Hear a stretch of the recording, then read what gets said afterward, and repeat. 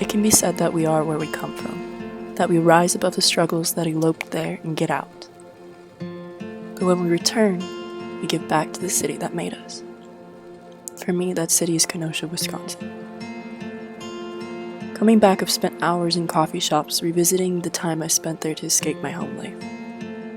Or near the fire's warmth, indulging because the furnace has stopped its work.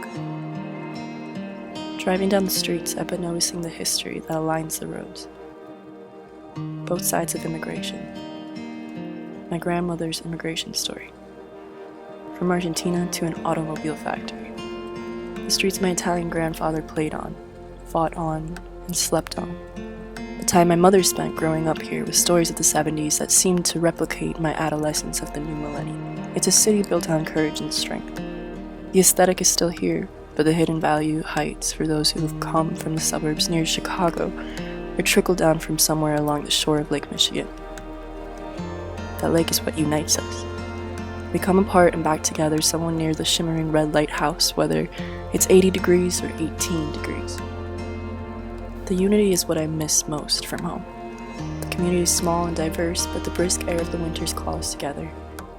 When one of us is hit with unforeseen challenges, everyone feels it, but we ride through it together. The past 2 years I looked to explore life outside of Kenosha. I traveled to Europe for an entire year to witness the history and lifestyle of another country. I lived my everyday life speaking a language that I was nowhere near fluent in. I was forced to learn quickly. I met a range of people with stories and experiences in all sorts of cities and languages.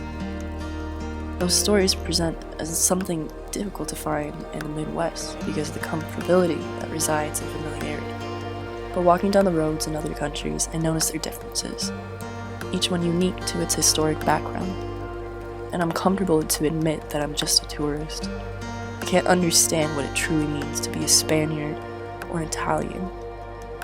My knowledge of their lifestyle lies solely in cathedral tours and paella feasts. What runs through my veins is my community, my growth and my struggles in Kenosha. Fires burn around the world, but I don't crave it as much as I do when below negative temperatures and my family surrounding me.